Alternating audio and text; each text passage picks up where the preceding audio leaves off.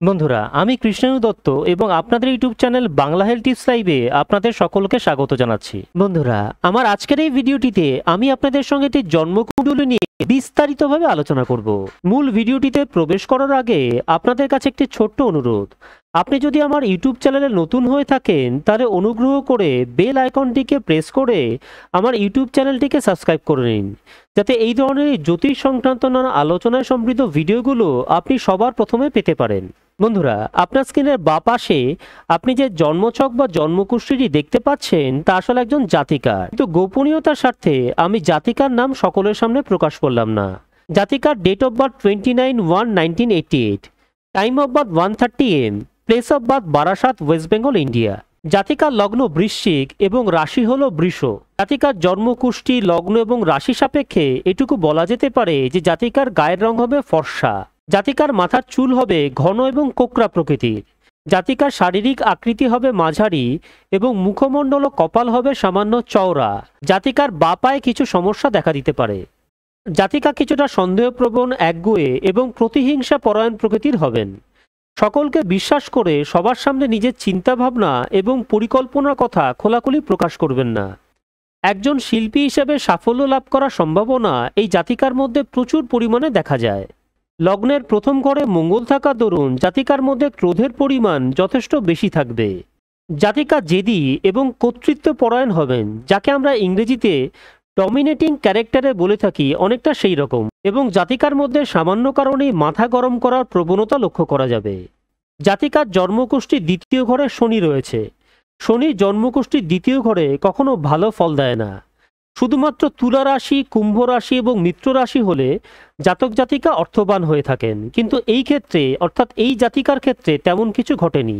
ফলে অর্থ উপার্জনের জন্য জাতিকাকে প্রাথমিকভাবে যথেষ্ট পরিশ্রম করতে হবে।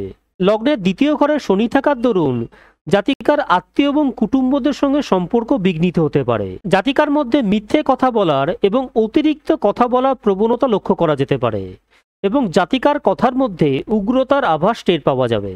জাতিকার জন্মকুষ্ঠীর তৃতীয়ভাবে রবি অবস্থান করার ফলে জাতিকা যথেষ্ট সাহসী এবং দৃঢ় মনোবলের অধিকারী হবেন।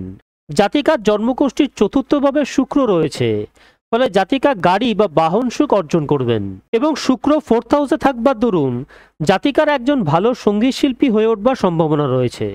শুক্র 4th হাউসে থাকবার দরুন জাতিকা সকলের কাছে যথেষ্ট আকর্ষণীয় হবেন। জাতিকার জন্মকুষ্ঠীর 4th হাউসে বুধ থাকার কারণে জাতিকার মধ্যে প্রচুর রাগ ও জেদ থাকবে এবং এর ফলে জাতিকা অনেক সময় পরিবারের অন্যান্য সদস্যদের কাছে অশান্তির কারণ হয়ে উঠবেন। জাতিকার জন্মকুষ্ঠীর 5th হাউসে রাহু রয়েছে। রাহু 5th হাউসে থাকলে সন্তান ভাগ্য খারাপ করে, কখনো কেবলমাত্র একটি সন্তান দেয় এবং পড়াশোনা ও প্রেমের ক্ষেত্রে নানা প্রতিবন্ধকতা সৃষ্টি করে। ফলে পড়াশোনাতে জাতিকার ইয়ার লস হতে পারে। মহিলাদের ক্ষেত্রে জন্মকুষ্ঠীর 5th হাউসে রাহু থাকলে নানান ধরনের গাইনো সমস্যা দেখা দিতে পারে। এই জাতিকার জন্মকুষ্ঠীর 5th হাউসে রাহু থাকার কারণে জাতিকার একাধিক অবৈধ সম্পর্কে জড়িয়ে পড়ার সম্ভাবনা রয়েছে। জন্মকুণ্ডলীর 7ম ঘরে চন্দ্র থাকবার দরুন জাতিকার মধ্যে সবসময় এক ধরনের মানসিক অস্থিরতাবোধ কাজ করবে।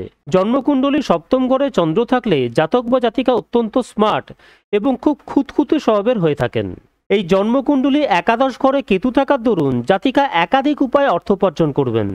জাতিকার প্রচুর বন্ধুবান্ধব থাকবে এবং জাতিকার কোনো বড় ভাই এবং ছোট বোন থাকলে তাদের সঙ্গে জাতিকার সম্পর্কে নানা ধরনের সমস্যা দেখা দিতে পারে।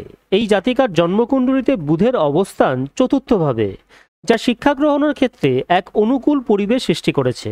ফলে গ্র্যাজুয়েশন কমপ্লিট করার পরও জাতিকা নিজের পড়াশুনো চালিয়ে যেতে সক্ষম হবেন এবং এই জাতিকার কোনো নামী প্রতিষ্ঠান থেকে পেশাগত প্রশিক্ষণ সাফল্যের সঙ্গে শেষ করার সম্ভাবনা রয়েছে।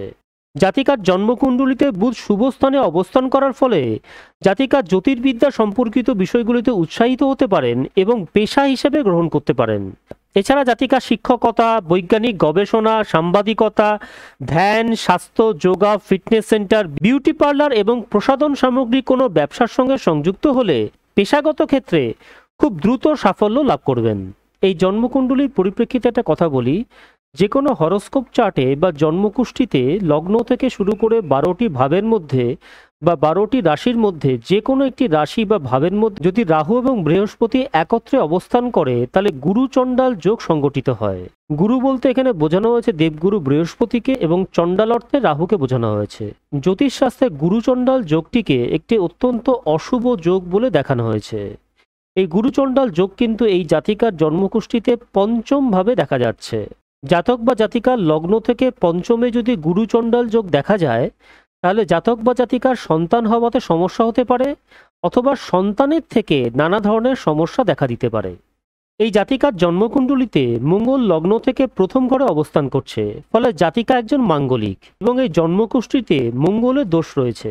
জন্মকুণ্ডলী প্রথম, দ্বিতীয়, চতুর্থ, সপ্তম, অষ্টম ও দ্বাদশ স্থানের মধ্যে যে কোনো একটিতে যদি মঙ্গল অবস্থান করে তবে সেই জাতক বা জাতিকাকে মাঙ্গলিক বলা হয়। মাঙ্গলিক দশা থাকলে বিবাহিত জীবনে নানা সমস্যা দেখা দেয় এবং বিবাহ বিচ্ছেদের সম্ভাবনা প্রবল হয়। মঙ্গল দশার জন্য প্রবল অর্থক্ষয় হয় এবং জীবনে উন্নতির পথে বারবার বাধা আসতে থাকে।